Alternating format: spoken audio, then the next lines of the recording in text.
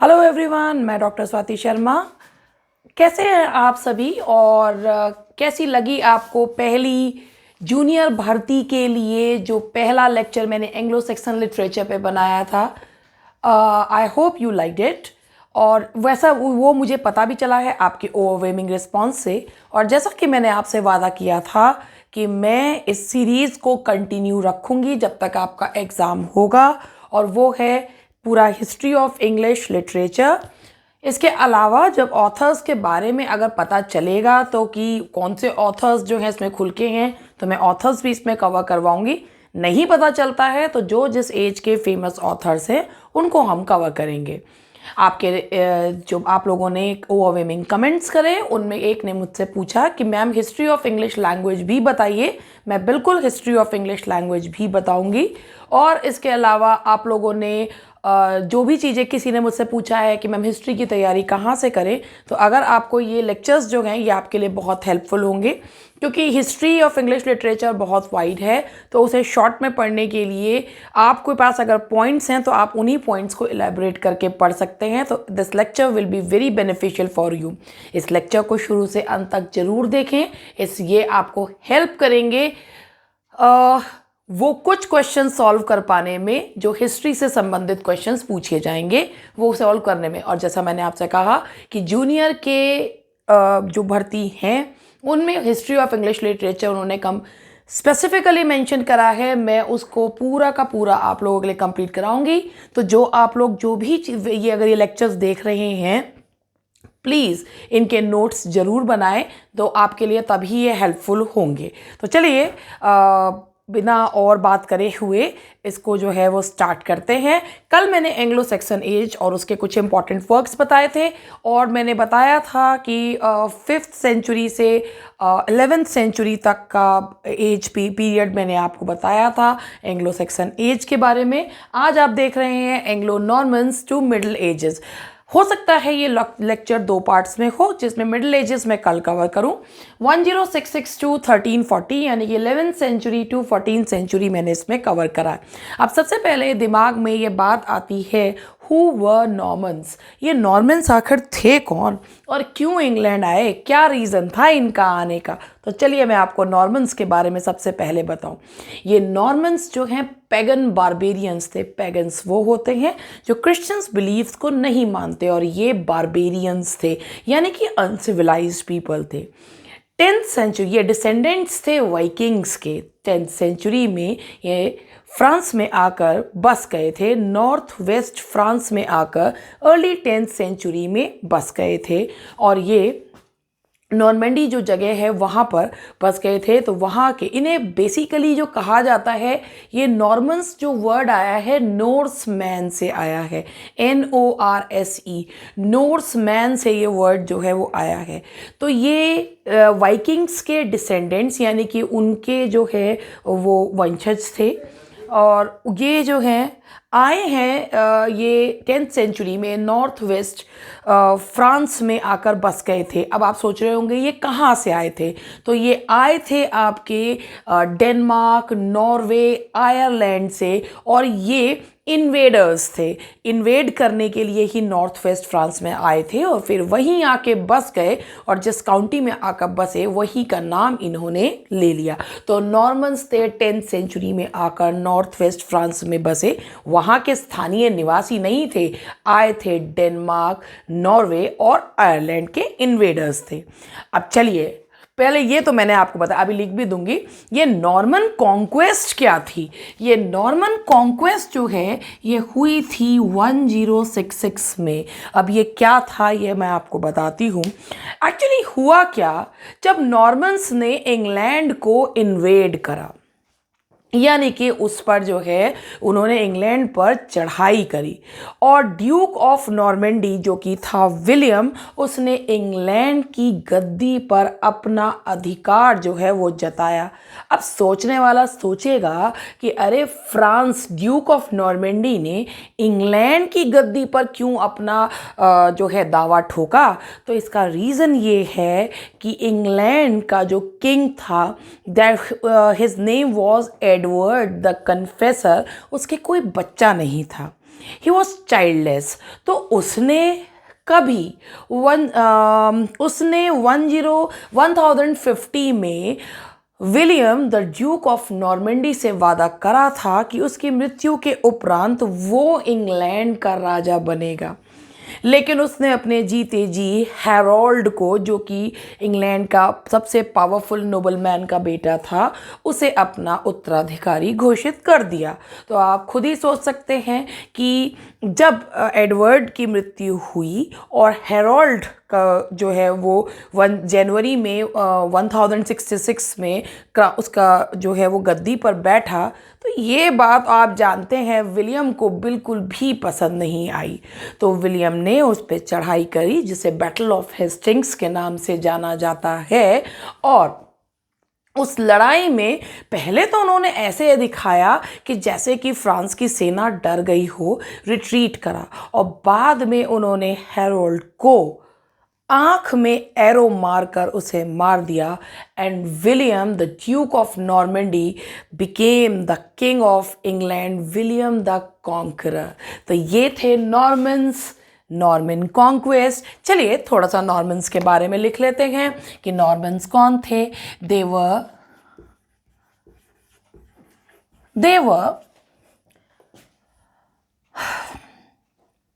Invaders.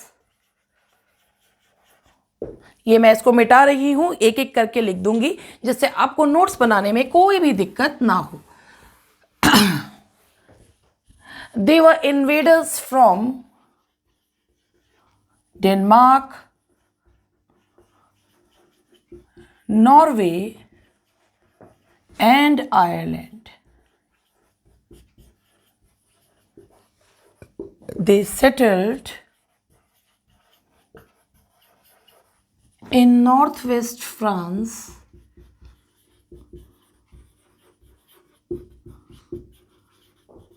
in early 10th century, and they were the descendants of the Vikings. And next, Norman conquest. ये बहुत ही important है Norman conquest. तो William the king of the Duke of Normandy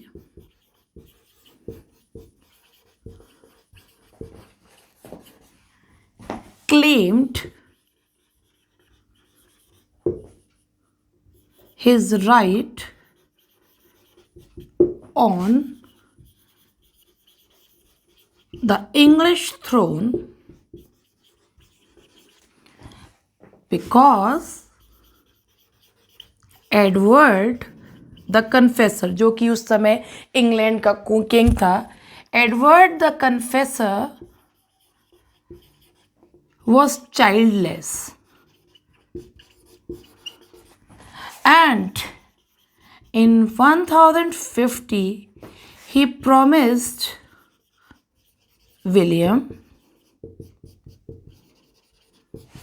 the crown, but he made Harold his heir. And this led to Battle of Hastings, which was won by William. आप पहले यहाँ तक लिख लीजिए, इसको मैं यहीं से मिटा के जो है इसके ऊपर ही लिख देती हूँ। जब आप बनाए नोट्स तो अच्छे से ही बनाइए। With Battle of Hastings, the battle was won by William, and this is Norman conquest, Normans की जीत। 1066 अ लैंडमार्क। ये इम्पॉर्टेंट डेट है कि नॉर्मन कॉन्क्वेस्ट कब हुआ था, नॉर्मन्स ने विजय कब प्राप्त करी थी, 1066 में, यानी कि 11th सेंचुरी में। तो ये था who were Normans, Norman conquest क्या थी। अब मैं आपको इसके बारे में बताऊंगी कि नॉर्मन कॉन्क्वेस्ट का प्रभाव क्या पड़ा और लिटरेचर पे क्या हुआ। आप लोग ये देख लीजिए, लिख लीजिए, स्क्रीनशॉट ले लीजिए, जैसा आपको ठीक लगता है। तो आगे बढ़ते हैं। आई होप कि आपने इसे लिख लिया होगा, नहीं लिखा होगा तो आप अपनी पेस के हिसाब से इसे लिख सकते हैं। द नेक्स्ट वन इज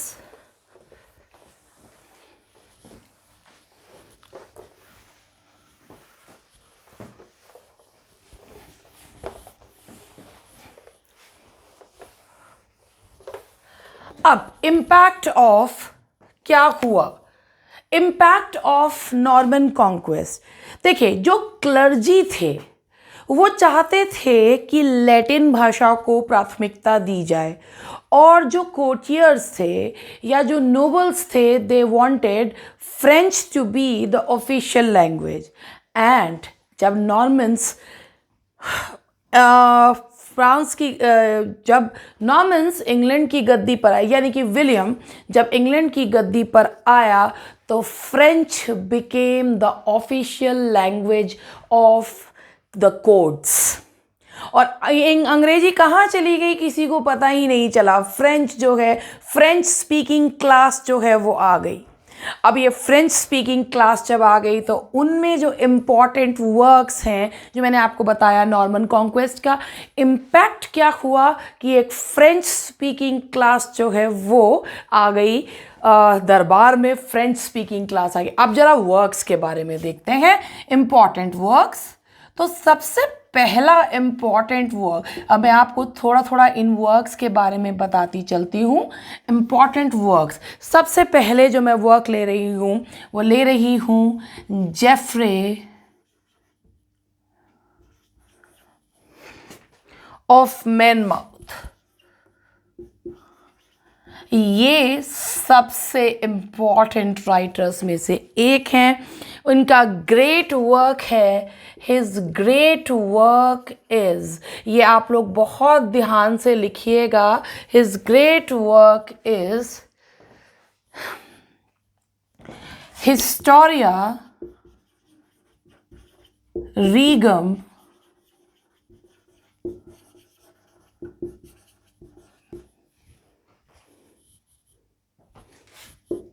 ब्रिटेनिया, यानी कि history of the kings of Britain, Historia Regum Britanniae, जिसका इंग्लिश का ट्रांसलेशन है history of the kings of Britain. तो जेफ्रे ऑफ मैनमाउथ, जो कि एक उस समय के बहुत ही फेमस जो हैं वो व्यक्ति थे, उन्होंने जो वर्क लिखा है वो उनका फेमस वर्क है हिस्टोरिया रीगम। आप जानते हैं कि इसको, ये एक काफ़ी इम्पॉर्टेंट वर्क था जिसे मॉडल मानकर आगे जो है वो हिस्ट्री से संबंधित चीज़ें और भी लिखी गई हैं। तो हिस्टोरिया रीगम ब्रिटेन, जिसका मीनिंग है history of the kings of Britain.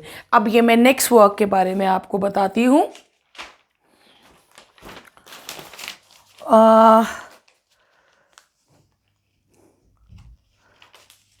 इस पीरियड में हालांकि mystery, miracle and morality place भी हैं, जिनके बारे में मैं आपको अलग से बताऊंगी। अभी तो मैं आपको इम्पॉर्टेंट वर्क्स के बारे में बता रही हूँ। तो अब नेक्स्ट जो मैं आपको राइटर के बारे में बता रही हूँ, दैट इज़ विलियम लैंगलैंड। अब ये विलियम लैंगलैंड का जो वर्क है that is Piers the Plowman, Piers the Plowman, ये इनका वर्क है, बहुत ही इम्पॉर्टेंट वर्क है। अब ये क्या है इसके बारे में मैं आपको बताती हूँ। ये एक सेटायर है। किस पर सेटायर है? Religious problems of the day. उस समय की रिलीजियस प्रॉब्लम्स पर एक सेटायर है और इसमें लैंगलैंड ने एक प्रॉफिट, एक जिसे कहना चाहिए एक प्रॉफिट का जो है वो रूप लिया है, प्रॉफिट के रूप में अपने आप को प्रेजेंट किया है। और इसमें पूरे वर्क में उसने बताया है कि what a man should do to attain the heights, to attain the divine, कि एक इंसान को क्या करना चाहिए। तो ये एक सेटायर है, हालांकि वो उसे एक इट्स अ सेटायर, अब मैं आपको इसके बारे में बताया तो it's a satire on religious corrupt practices, and in it Langland has assumed the role of a prophet। माफ़ कीजिएगा अगर आपको मेरी राइटिंग कुछ कम समझ में आ रही हो तो क्या करूं कि ज़्यादा ही कर्सिव है, कुछ वर्ड्स जो हैं कई बार नहीं समझ में आते हैं। तो विलियम लैंगलैंड का देखिएगा, Piers the Plowman, it's a satire on religious corrupt practices and in it Langland has assume the role of a prophet. Prophet का ये काफ़ी इंपॉर्टेंट है कि अब एक्चुअली इसमें क्वेश्चंस किस तरीके से, पियर्स द प्लोमैन रचना किसकी है? विलियम लैंगलैंड की। या कौन सा वो सटायर है जिसमें लैंगलैंड ने रिलीजियस करप्ट प्रैक्टिसेस के बारे में बताया है? तो that is Piers the Plowman. तो देखिए जेफरे ऑफ मैनमाउथ का बहुत इंपॉर्टेंट वर्क है हिस्टोरिया रीगम ब्रिटेने, और विलियम लैंगलैंड का है पियर्स द प्लोमैन।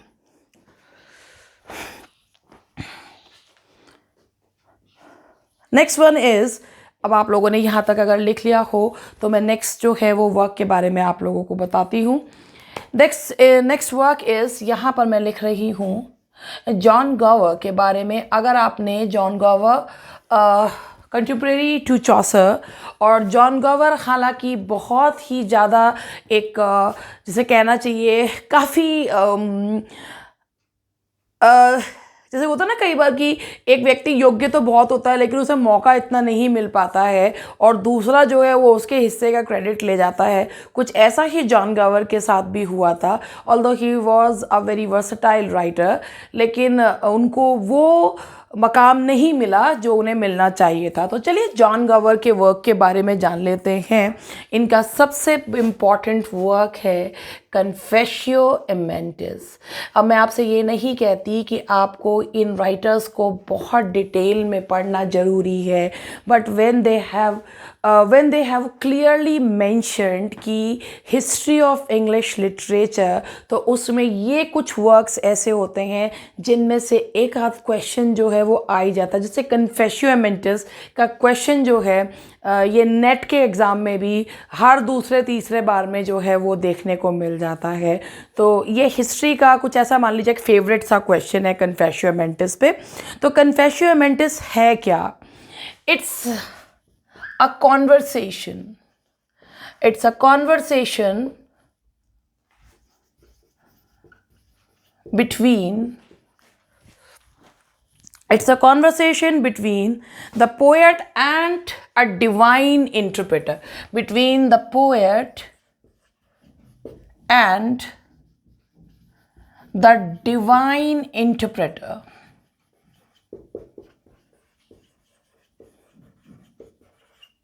कन्फेशियो इमेंटिस इसमें एक्चुअली है क्या? Confession of a lover, it's an encyclopedia. ये एक एनसाइक्लोपीडिया है ऑफ द आर्ट, और कन्फेशन ऑफ अ लवर ये एक एनसाइक्लोपीडिया है on the art of love, जहाँ पर वो गॉवर जो है वो खुद को एक मॉरलिस्ट के रूप में प्रेजेंट जो है वो करता है। तो Confessio Amantis, confessions of a lover, and इसमें it's an encyclopedia of the art of love. Encyclopedia है प्रेम की कला का, और इसमें वो एक मॉरलिस्ट की भूमिका जो है वो निभा रहा है। तो आई होप कि आपको ये जो मैंने वर्क्स बताए वो, और नॉर्मन्स कौन थे, नॉर्मन कॉन्क्वेस्ट क्या था, ये आप लोगों को समझ में आया। और इसके बाद आगे जेफरी चॉसर और मिडिल इंग्लिश पीरियड के बारे में इससे आगे की सीरीज़ मैं कल कंटिन्यू करूँगी। Hope you like the lecture and if you like it do share the lecture. बहुत अच्छा लगता है जब आप लोग इसको पसंद करते हैं, लाइक करते हैं, और प्लीज़ देखते रहिए और इसको शेयर करते रहिए।